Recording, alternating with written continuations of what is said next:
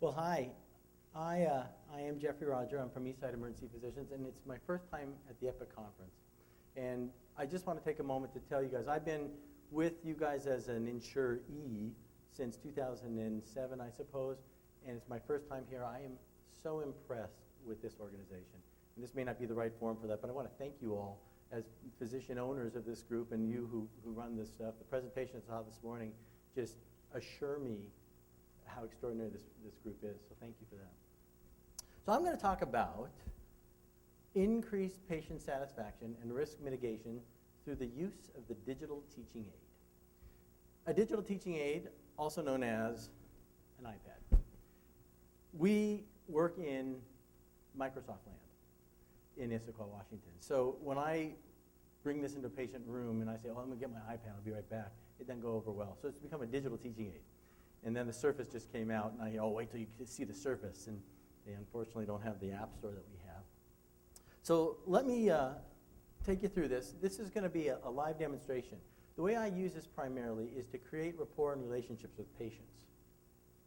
We at Eastside are 2 freestanding EDs, and then a hospital-based ED now. We're urban-esque. You know, we're close to the city, but we're in the suburbs, so I call it urban-esque. 58,000 combined visits, and we have won the Press Ganey Award 4 times in a row consecutively from our Issaquah facility. The reason that's important is because it reflects patient satisfaction. And this talk is about patient satisfaction as a means to reducing litigation risk. So what we're trying to do is this, simply increase patient satisfaction. And the goals are to demonstrate you, the physician, to your patient and their family, most importantly, I think, expertise, therein to inspire confidence, to develop rapport with the patient, with their family, to exemplify your competency as a physician, and to stop writing on the hospital sheets. I spent years drawing pictures on sheets, running out to grab a book. Oh, let me show you something. This is a nursemaid's elbow. I've got a thing in Robertson Hedges I can show you real fast. Try to get people to understand, turning over Kleenex boxes and scribbling little incomprehensible diagrams, and I thought there's got to be a better way. I started using the iPad non-clinically in March of 2011, or 12, just last year, against my wife's wishes. In my family, there was a moratorium on electronics because I would buy them all the time, and so I have an allowance of $400 a month, and she has one of $400 a month for these exact reasons. And I saved my money and bought this, and I brought it home, and she's like, oh my God, I can't believe it. And this thing has changed my life, absolutely, with my patients. It's unbelievable. And I really want to share this with you because I'm thrilled about it. Every time I go to work, I'm looking for a new way to use it, and it is so fun. So what we're also trying to do, primarily, is decrease the risk of litigation. And that's what this really all comes back down to. All the professionalism, all the stuff that goes into the ED visit, aside from how great you are as clinicians, what kind of protocols, Frank, we come up with to solve the posterior fossa problem. You know, it's like, how do you not get sued for missing that? Well, I believe that these are some very, very sage strategies, very effortless to implement. Let's go through it. So we want to improve the patient's understanding. We want to help them understand what is wrong with you. What do I think is wrong with you? What are the permutations of what could possibly be wrong with you? I want to increase the compliance with the ED plan. And Mike talked about this. Guy wants to leave AMA. Do you sign him out AMA? Do you just say, I put it in my chart that I considered admission, I discussed it, he didn't want to come in, so I let him go. And then he comes back having had an MI a week later. So I think through demonstrating pathology, the potential risk to a patient when they get a visual image of it, you can keep that patient in the ED. You could at the very least get the wife or the husband or the children at the bedside to say, Mom, you're staying, you got to stay. So this is a good tool for that. This also increases the time, or again, amongst experienced providers here, the perception of time spent with the patient and their family. Because you're sitting down, you're explaining something, you're going back through things where they feel like, man, you really talked to me. God, I got it. Diagnostic uncertainty. I love that you brought up this case because I can refer back to it. Man, vertigo, 50-year-old patient, how much do you love to hate that? Well, I can use my iPad and I can teach these people about BPPV. I can show them posterior fossa stroke, and they can understand when they leave, you know what, there's a percentage chance that I could be not actually right about this, and we need you to understand this is the risk pool.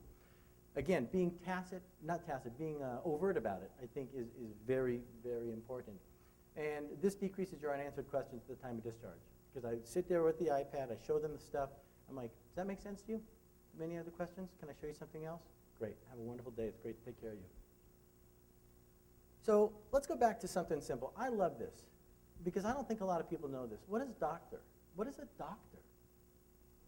Coding, billing, malpractice? You're a teacher. A doctor is a teacher. If you're a Latin buff, docere, or docere, depends on how rigorous you are. It means to show, to teach, to cause, to know. And in the current era of medicine, where it's about economics and we're running businesses, this has fallen by the wayside a lot of times. Not deliberately, not because we don't care about it. There's not time. You're not paid for it. You're not rewarded by it. Internists will take care of it. Family medicine will take care of it. We're in a very high-risk environment in the emergency department, extraordinarily so. So this is a huge, huge boon to you if you can learn how to do this quickly and efficiently. And I think this tool will help you do that. So these are types of cases, some more serious than others. We could take the Epic Top 10 high-risk cases, and we could go down there, and we could create video and iPad algorithms for it. But this is some of the stuff, and I'll go through these with you. I'm going to demonstrate this to you. Unstable angina, TIA, ischemic stroke, STEMIs. You can read those. And then as simple as nursemaids' elbows, knee injuries. So how did I do this? There's not a lot of science to what I did. I'll be overtly clear and frank with you about that. I looked at cases that were hard for me to explain to patients. I walked out of the room and I didn't feel satisfied. I didn't feel connected. I was like, you know what, that guy needed more than that. What could I do better next time? And I went to the App Store, and I do not work for Apple, and I just scoured the medical stuff, like 6,000 different things. And I looked through every single app. I said, how would this tool help me? How would this tool help me? I want to explain to somebody X, Y, or Z. Where is a tool that can do that? It's really hard to explain choledochal lithiasis to a patient. How in the world can I get that across to somebody? And I found things that met all my needs for my top, 100 complaints or something like that. And then within those apps, there's other things that I can use. And then I worked with my patients in real time, every day, going to work, helping to revise this until it became a pattern, scripting that was automatic, that I could do quickly and efficiently, get my patients in and out fast and much more content. This is the coolest part about this. What's the cost? Especially, Pat, after looking at your 2.5 and your one, it's like, wow, that is a huge thing. This is $400. And then an app is $1.99, maybe $4.99, maybe $19.99 at the most. If you're buying Netter, it's $89.99. But look at this. There's no committees required. You don't have to study a problem. The hospital doesn't have to be involved. You don't need buy-in from nursing. You don't charge the hospital a thing. It increases your throughput. And don't start now while I'm talking, but you can just go to the App Store on your little device there, and you're up and running. It's that easy. So outcomes achieved. This is a, can you read that? Is it too small? I figured it was going to, yeah, right. So I better get over here and show you. So this is our Eastside Emergency Physicians Patient Satisfaction Peer Comparison Score. And unfortunately, we've got like 55 providers in here. So that's me. That's in the top 5% over the course of the last year. And I guess what would make this more important or valuable to you is if you knew where I was a year before that, and I'm not quite sure where I was. But it keeps me in the top, all the way in the top. And I'll show you some comments at the end just to help you understand how patients perceive this as well. We work with PSR as a management company, and they have a questionnaire, so they'll call patients within 4 or 5 days of being cared for, and this is that type of data. So let's go through some cases here, you guys. I'll start with some stuff that I have planned. Excuse me.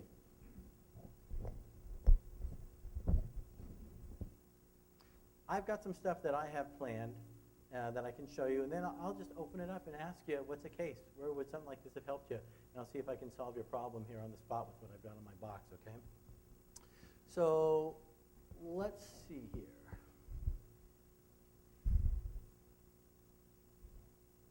There we go. That's my daughter. Sorry, that's my son. So really, this could be called plumbing, orthopedics. Look down on the bottom. There's orthopedics. We have cardiology, plumbing. We have carpentry, orthopedics, and general medical.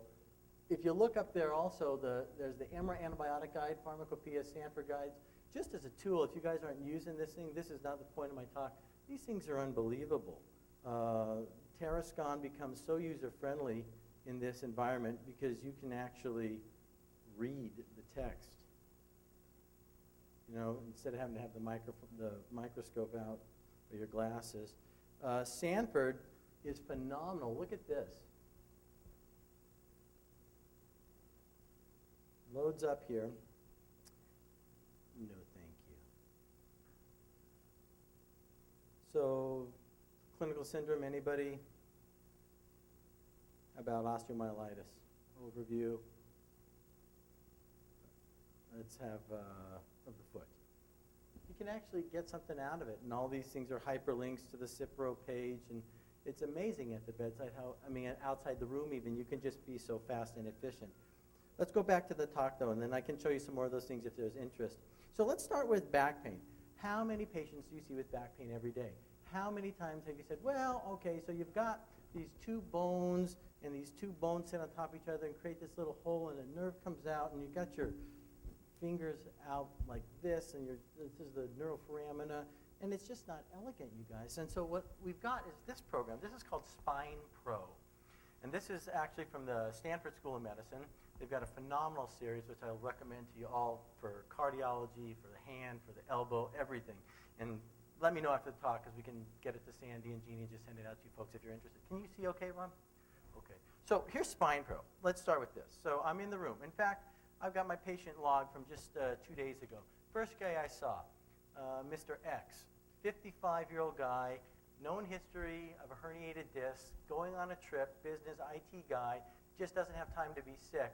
And he's like, I'm just worried that I'm going to run into problems while I'm on the road. I'm going to be on the road for a week and a half, and what do I do? What's going on? I'm so worried. All right, I've got this under control. Sir, let me show you something. Let me demonstrate to you your back.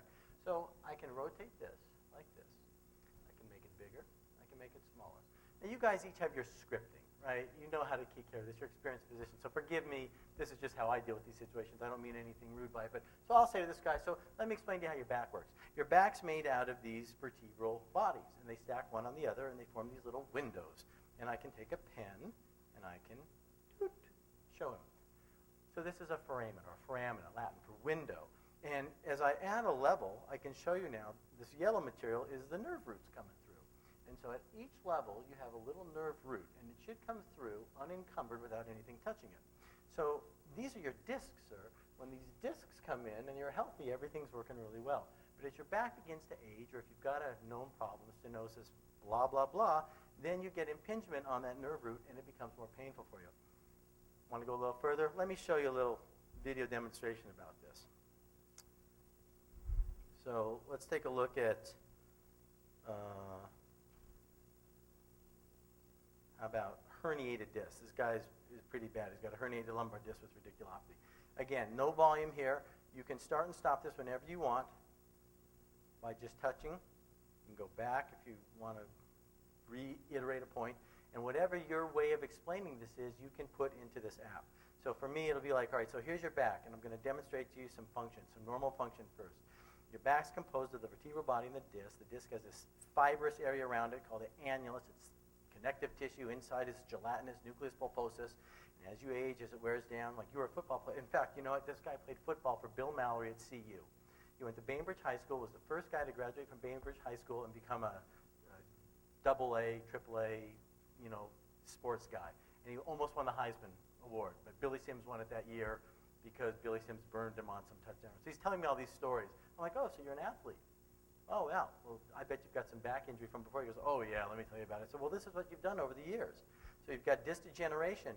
Now, this is a more significant herniation. This is pushing on your spinal cord, so I don't think you've got that.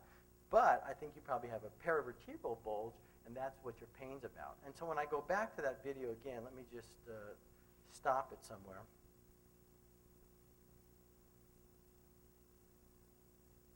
This is another one on degenerative disc disease. I can stop it wherever I want and say, this is what you've got. You've got a disc bulge pushing on a nerve root, and that's why you're in agony. You don't need an emergent MRI. 90% of back pain is non-operative. You need anti-inflammatory, some muscle relaxants, and I think over the course of the next couple of weeks, you'll probably be feeling better. We'll get you some physical therapy, and I can send this guy home pretty fast. Increases my throughput. He's well-educated. He understands. He goes home. This guy was like, oh, my God, I can't believe this. Are you kidding me? You're showing me this? It was just so validating because the patient feels like he's getting what he came for. So that's a lower-risk situation. You want to talk about Cauda equina in this situation, you can do that too. You can teach him about that. Here's a list of videos. Can you guys see that? Probably not. Degenerative disc disease, discitis, facet joint syndrome, foraminal stenosis, goes all the way down, laminectomies, spondylosis, spondylitis, neural tumors, osteoporosis, radiculopathies, just some of them. So here's another one that I really love. We'll start with the less acute stuff, knee injuries. We have in our freestanding ER in Issaquah a pretty active population. The kids at Skyline High School have won state in football, I don't know how many years in a row. And so moms and dads come in with their kids who get hurt playing sports, and they want to get back to sports right away. Well, when can Billy play? And I'm like, ma'am, I don't think he's going to be able to play very soon. I think he's torn his ACL. Well, what does that mean? They just don't get it. So again, I've got a tool here that makes it clear what Billy has. So this one's kind of cool because we take down a layer, and we take down another layer. You guys, the wow factor of this for a patient, you know, and a kid patient, you know, a teenager, Mom, I got to get that app. So we're looking at the structure of the knee. So, you know, the knee, I'll tell them, is not the most stable of structures. It allows us to do a lot of wonderful things, but it's held together by about 6 different things. So on this side, you've got what's called the lateral collateral ligament. And over here is the medial collateral ligament. And then on the back, you can see the posterior collateral and the anterior cruciate ligament tucked in there, and these little cushions called the meniscus. So now they have an anatomy lesson, and they know what you have known since gross anatomy, which is a huge advantage. And then you can go on to show them an ACL tear by video.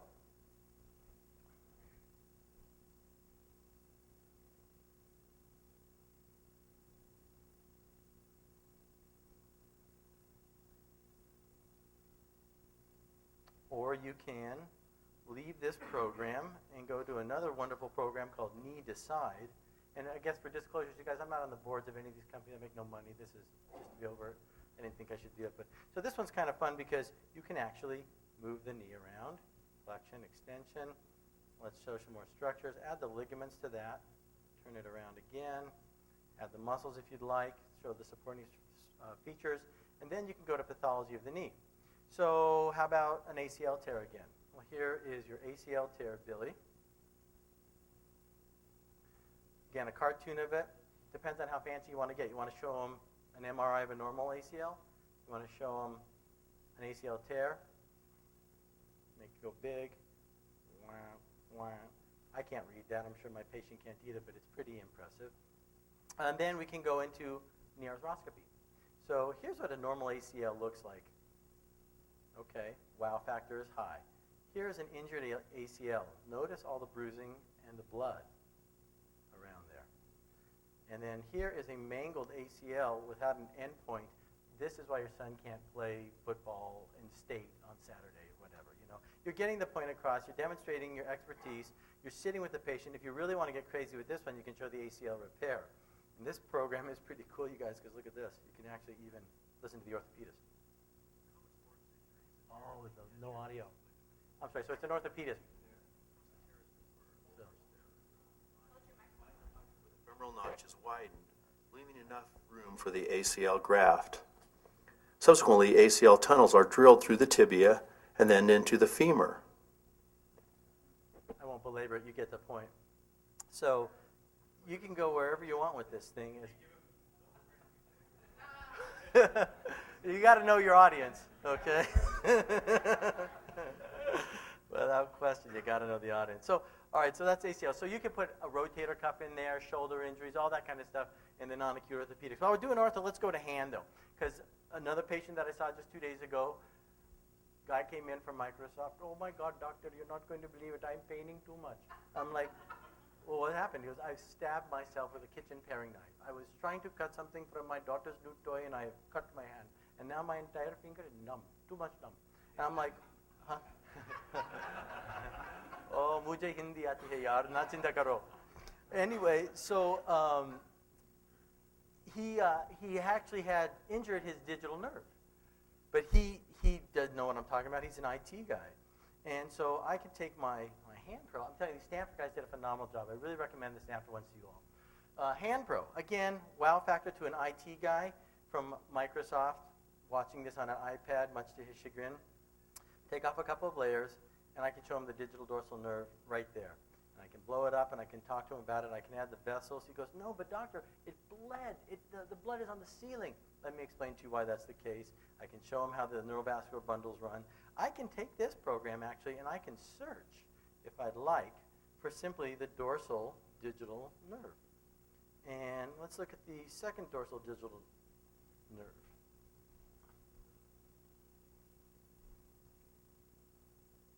And this has a little special media link right here that demonstrates to him again. So I can say, this is why you're numb.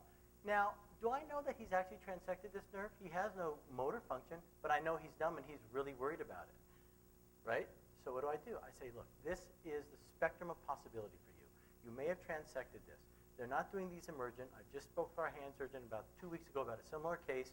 You've got 7 to 10 days to put this thing together. So here's the spectrum of reality. You're a little bit of stunning because it got hit with the knife. You're going to be okay. If in 5 days you still have numbness there, here's Dr. Roban's phone number. I want you to call him, and I want you to see him. And then what I can do, because he's like, I'm having a hard time remembering this because I'm so nervous and worried about this. I'm like, well, let me do this for you. I will send you a link.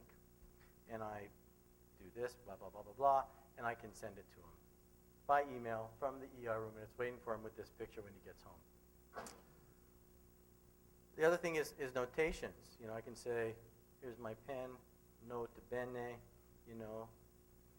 something like that. Whatever you want to do, however you like to teach your patients and engage them. So, how much time do I have? Are you interested in seeing one more disc herniation? You had enough with the back. One more? Okay, so here's a disc herniation too. This one has a little sound. This is, Often, the annulus of the intervertebral disc is the first area injured. Small and with an accent, no less. tears occur that heal with weaker scar tissue. As more scar tissue accumulates, the annulus becomes weaker overall. This weakness can suddenly give way and allow a bulge to form. The inflammation from the injury or the pressure of the bulge against the spinal cord or nerve root irritates the nerves and surrounding structures and causes pain. Sometimes, the weakness in the annulus allows a tear to occur that lets the inner nucleus push out of the disc and into the surrounding space. This is called an extruded disc or an extrusion. In rare cases, the extruded nucleus breaks away from the disc and can float around within the spinal canal. This is called a sequestered disc or a sequestration. Often, the inflammation and herniation will settle with time and conservative treatment. However, if the herniation produces uncontrollable pain, or the pressure on the nerves affects their functioning, then your surgeon will consider removing the herniation. How long did that take? 45 seconds? You're done. See ya. Here's your whatever you like to use. So I have, back pain has become this fast track sort of thing for us, but they're treated with such comprehensive explanation that I think they do a lot better. So we looked at, here's another one. I'll save the high-risk stuff for a couple more, but here's another one I love. This is foreign body and throat. Doc, there's a fishbone in there. Well, you got to explain to them, well, it could be in the piriform sinus, or it's in the molecular. Here we've got to put you to sleep and take a look. And here's a way to explain to them what you're going to be looking at. This is from the American College of Chest Physicians.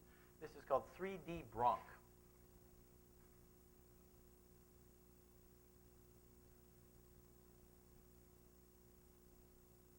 So I used this the first time with a 14-year-old female who swore there was something in her throat. It had been going on and going on and going on.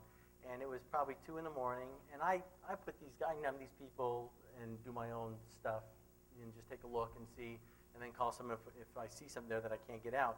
And so this is kind of neat. Again, a couple of features. You can change the density of the lung tissue if you want. You can add the great vessels. You can add mediastinal lymph nodes. I'm not a pulmonologist. I don't need that. But I do like this, the trach part. So here is my ability to demonstrate the anatomy. This is also great for croup. Parents with croup, with stridorous kids who are so frightened at 2 in the morning when they come in and they don't understand what croup is. I've never had, my 3 other kids never had this. I don't know, what do I do? So instead of drawing a picture of the aperture of the trachea with the vocal folds, and then this is how much air in the diameter, and Pousset's law or whatever, I don't know. I can take this real quickly, and I can say, well, look, this is the vocal cords right here. And so what's happening traditionally is that you're vocal cords have a certain area there, and air comes through it. And, well, I guess I can use this, can't I?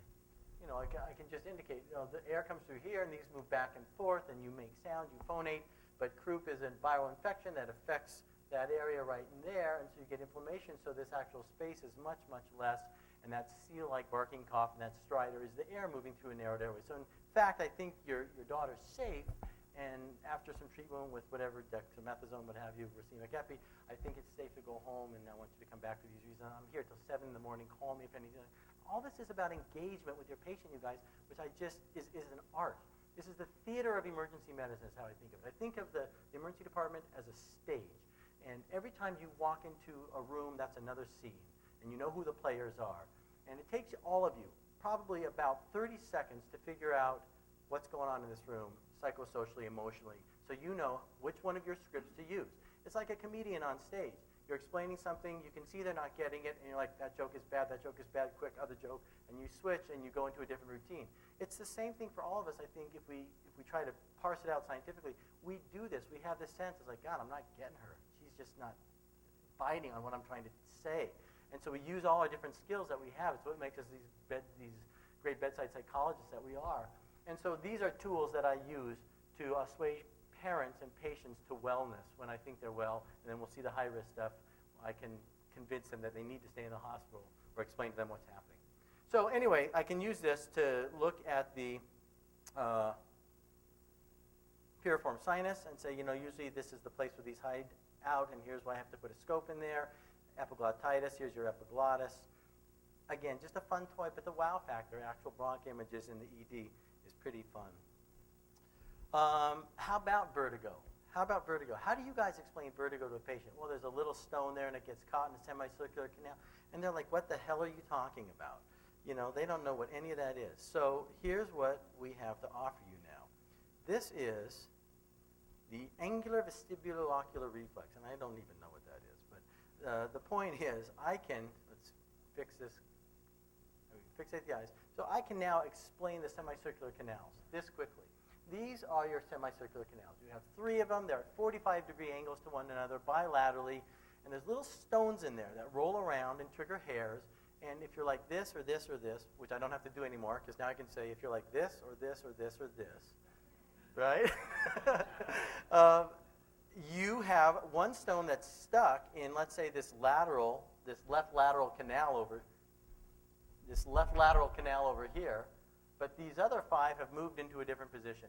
And now your brain is getting conflicting information, and you feel nauseous as if the room is spinning, and that's why you feel so lousy.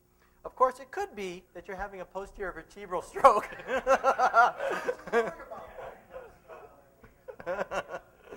And when Epic tells me what to do, I will get back with you. So there's that one. How about central retinal vein occlusion? How about that? We're right here in eye to side while we're here. Let's go with eye. So that's, ophthalmologic stuff is hard to talk about because we don't understand anything about it to begin with, right? So let's look at eye to side. Their wife can or their husband can. Someone at the bedside, that's actually very funny. So you can demonstrate the eye in any manner of anatomic fullness that you prefer. This is a little bit more acceptable to start with, I think, full layers. And then you, again, describe them. You're going to dissect this down so you can understand the underlying anatomy. And you can teach them by your joystick, the motions. How about orbital floor fracture and entrapment, right? Small fracture, higher risk of entrapment. So what does that mean in English, doctor? Oh, it means that muscle right down there that's floating around there can get caught in the bone underneath there, and you can have a problem. So it makes it really, really clear. Didn't even have to go to Netter for that one. There's cross-sections of the eye, which could be useful, I suspect, in retinal detachment if you wished.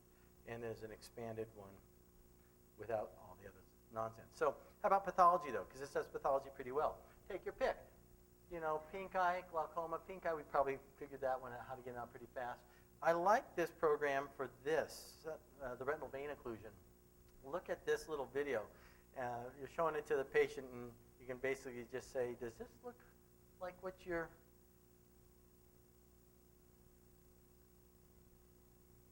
world looks like?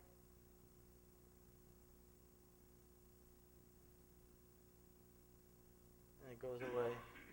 So it actually demonstrates the pathology, and the guy's like, oh my God, that's exactly what I'm seeing right now. I said, yes, sir, I think you've got a this or that. And then you can go on to explain the pathology. So let's take a look at another situation that's not so benign. I had a patient, again, a Microsoft person from China here about 3 months, and really did not speak a lot of English, spoke mostly Mandarin Chinese, as did her wife. And the little one had something that they were terrified about because it was their only child, and baby was not using their arm and was crying, and came to the emergency department, and to the best of my ability, I couldn't really explain to them what was wrong, although it was readily apparent to me. And so I used this video. This is one of the first applications that I used this for, and that's when I recognized the value of this. Elbow and pulled elbow are common names for a subluxation of the radial head. They all refer to an Here, let me give you the full show. injury to the ligament that keeps the radial names for a subluxation of the radial head. They all refer to an injury to the ligament that keeps the radius and ulna, the two bones of the lower arm, in place. Most of the children who get this injury are 3 years or younger. The injury occurs when a strong force is exerted on the elbow, such as an adult pulling on the child's hand or forearm, or the child falling away while an adult holds his arm. To treat the injury, your child's healthcare provider moves the bone and ligament back to their correct positions. Your child can usually begin to use his arm again within a few minutes after being treated. Let's see how long that took.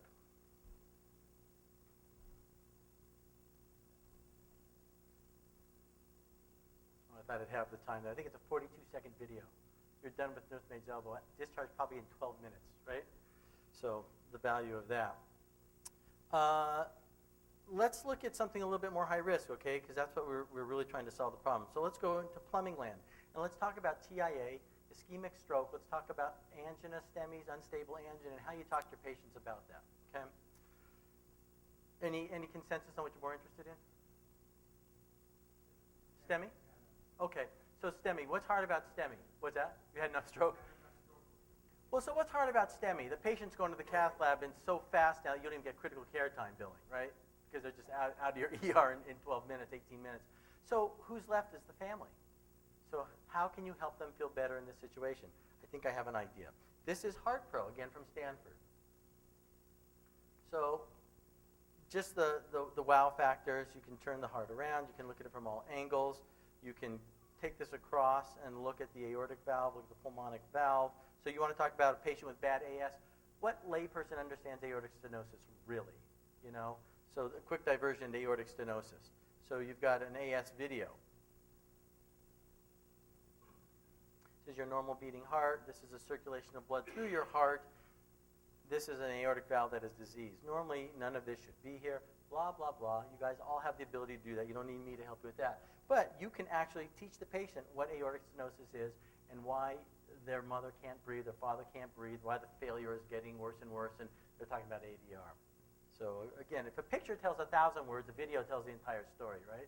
And that's the value of that. Again, and just AFib. Okay, let me finish STEMI. I'll come back to AFib because AFib is fun to do. So STEMI. So the first thing I do with STEMI is I will talk to people about what causes vascular disease. And there's a coronary heart disease one here that I like very much. Straight to the video. Your heart's beating.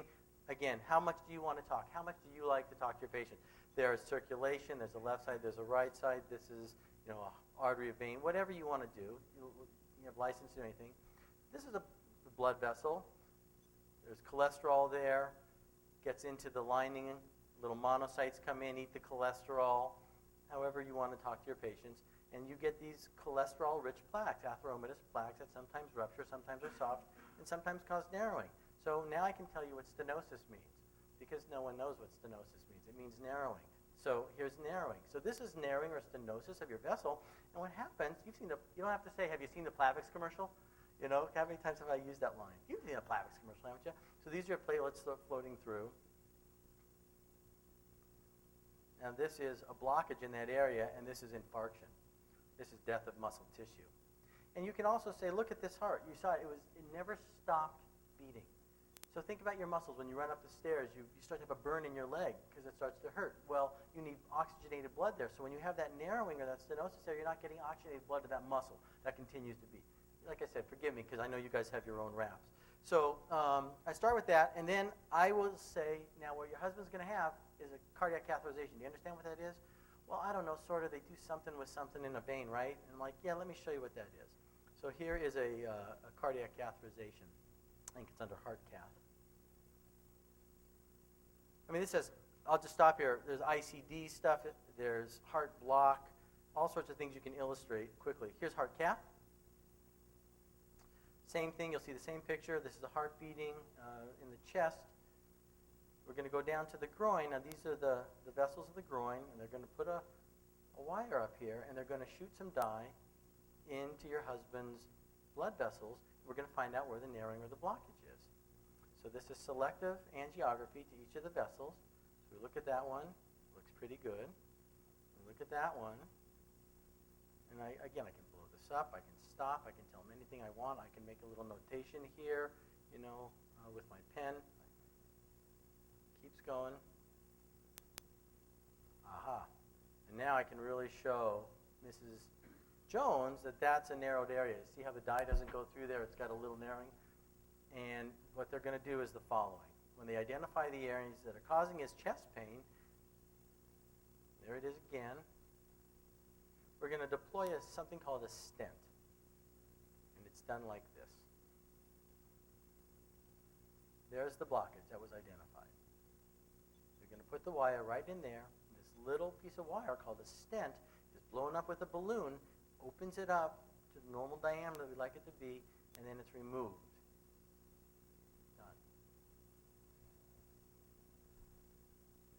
So that's STEMI. And then, for a failed one, you want to talk about cabbage? You guys want to see a cabbage video? I'm going to take that as a no. Let's go to AFib. Let's look at AFib. AFib for me is fun. You guys see a lot of nuance at AFib and coagulate, don't anticoagulate, how we do it. So you can help them understand the risk of thromboembolic events well with this. And the deal now with nuance at AFib at our institution is it pretty much goes home. No one is really admitting nuance at AFib in the way it used to be. And I think personally there's an awful lot of risk attached to that because who do I put on warfarin? I'm not an internist. I'm not a hematologist. I know what the CHADS2 VAS score is. I got that. But do I want to be accountable for putting some guy? I had a hospital tell me 2 days ago or 3 days ago, oh, just put them on Xarelto and they'll be instantly coagulated and then go home. I'm like, I don't know. They've been in AFib for this much time. They have these symptoms. So there's a push to put the risk on you and me to do this. So how do you help the patient understand the risk of venous thromboembolism? So the first thing I do with this one is I start with a video. I said, this is your normal heart. This is blood flow going through your heart. Slow speed. Your heart is 2 pumps side by side. The blue is unoxygenated blood going to the lung. The red is oxygenated blood coming back. And you can see in a normal heart, all that blood gets squirted out of the ventricles every single time. We call it the ejection fraction. And that's how your heart should function. Now, in your spouse's situation, what you've got is a problem with the electrical conducting system. Let's go back home. Exit the video.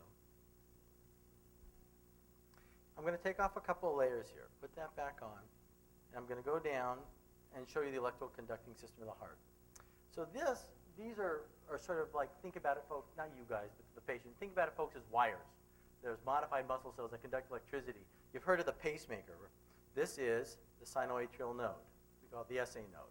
This is the AV node. We call it the atrioventricular node. This tells you how fast a beat, sends a message down here, then it sends it here and sends it here, and the heart contracts. Okay, they're in the ballpark. These are non-technical people. Now they understand. So once they've seen that, then I can go and show them another video, and I say, this is your heart now in AFib.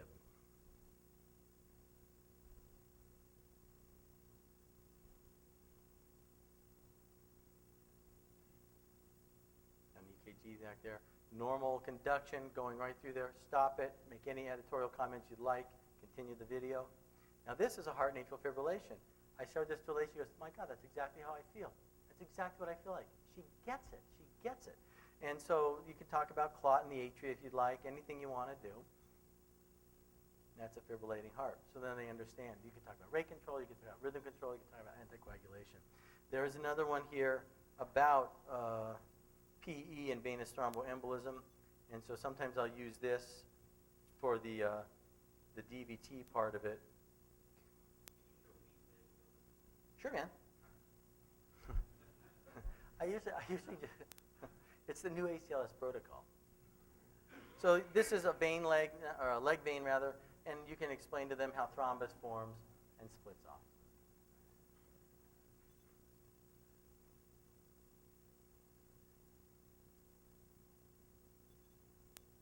Then it becomes the PE video. So the value of those to me are teaching the patient who's like, oh, doc, I can't stay in the hospital. I got an unstable angina. That's great. Okay, I'll just get followed up. I just want to get checked.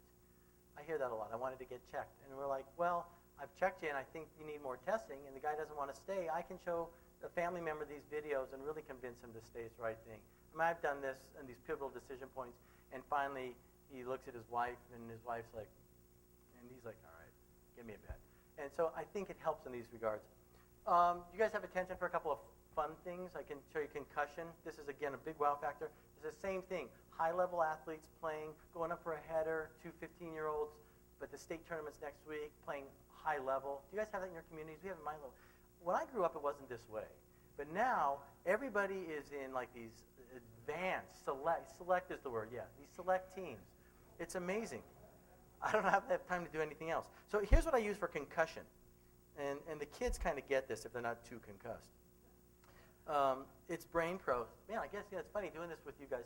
Stanford has really got the program. So I use this and I extrapolate a little bit, between us as doctors, just kind of look the other way. But I talk about neurotransmission. So check out the wow factor here. You are now entering the matrix.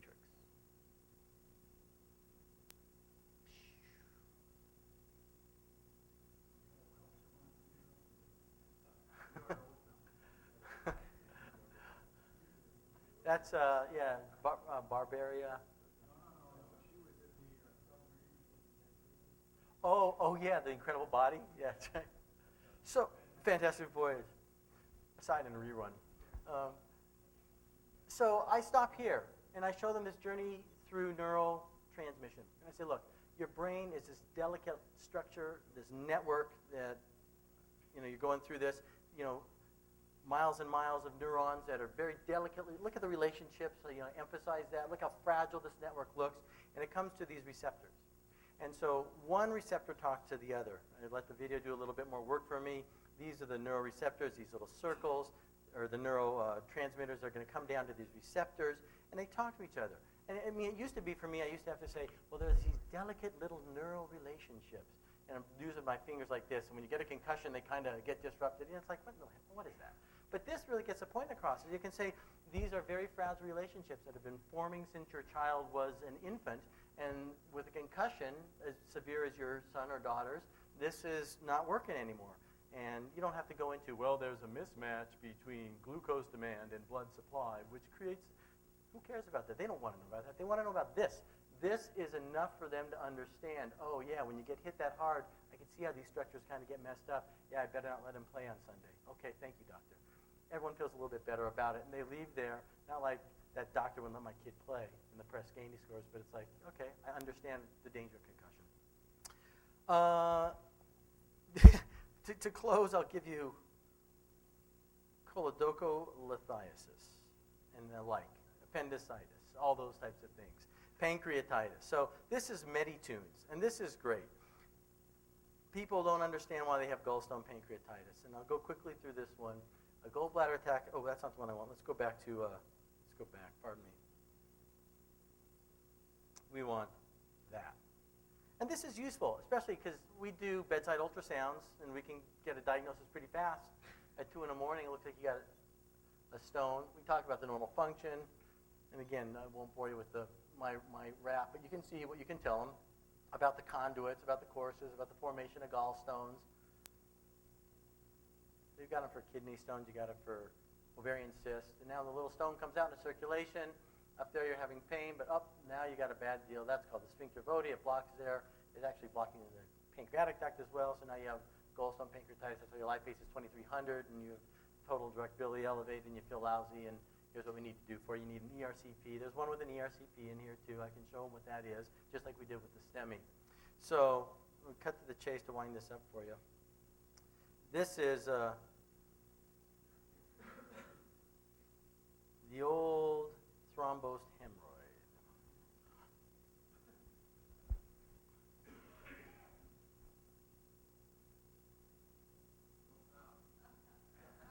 No, none needed.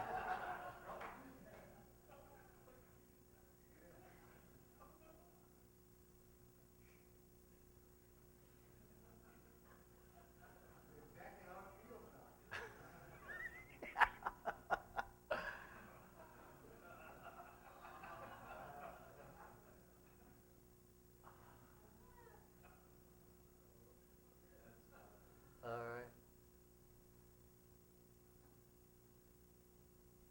Delightful, I know. That's what happens when you try to pass your nurse manager through your rectum, right? So, and I'll show you this, and again, forgive me for, sorry. Forgive me for this, because it may appear self-aggrandizing. It's not my intention at all, but I want objective data. How do I show you guys that this makes a difference? I haven't done a formal study, but let me show you a few things here. So these are patient and physician comments that I get, and I just scan these in. This is from a physiatrist I work with at Zacchaeus. Man, you're one incredible special SOB for being able to reach out and connect with your patients on the level that you do day after day. Well, this is my goal. This is the affirmation from my colleagues to whom I refer. Here's our comment card. It's Swedish. Dr. Rogers is the kindest, gentlest, most caring doctor I've ever encountered ever. And the desk crew and security and so on and so forth. Well, you know, it's because I sat down and talked to them. I let them know that I cared. I expressed to them through this. I spent my money, bought this, bought these apps, and I took the time, which wasn't a lot, you know, to show you that I care. Because I do. But you got to show them. Here's a patient letter. We wanted to thank you for your concern, compassion, excellent care last weekend with Jeff's back pain. I've been a nurse for 12 years and have met very few doctors with your sincere concern. You know, whether you walk into that patient that Mike presented continually asking for pain medication and whining like a wow, you know, you can feel that way anytime you want, but you can never let the patient know you feel that way. And so this, you can hide behind your clinical apps if you like. There's another one. This was a STEMI we took care of. Thank you for your excellent professional care. You made a huge difference. This is one of my hand surgeon colleagues. He's going on sort of defending himself because the patient doesn't want to go to the OR for something. He had an extensor tendon laceration. And so he says, I'm trying to talk to you. Sometimes in the ER, it's really hard to appreciate due to bleeding as well as a small laceration. So sometimes I will actually extend this further to visualize this a little bit better. And plus, the anatomy is so complex in the hand, it's often difficult to really appreciate this unless you're working on the hand all the time. However, Dr. Jeffrey Rogers, I think, is one of the very best ER physicians around, blah, blah, blah. And, you know, it's like you get these accolades from these guys because we have been doing this together, and patients come to their office and say, oh, my God, he showed me this thing. I know exactly what you're talking about. And I get phone calls, and I get things like this back from patients. Here's Press Ganey from April 2013. Just came out yesterday, and I thought I'd just add this in really quickly. Dr. Nyack and Dr. Roger were both fantastic, great bedside manner.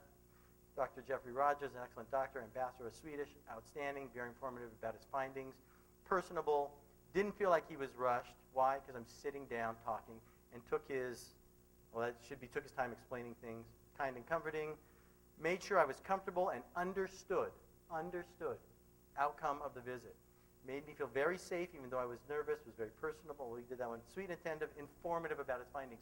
So these are the things that make the difference. I believe that we're trying to not get sued. That is the goal. And so I think a happy patient is a patient who does not sue you. And I think an empowered patient is going to be a happy patient. And an engaged patient is an empowered patient that you have taken the time to teach about what is so effortless to you to understand. So use them. I'd love to see you guys use them because it's making a huge difference, I think.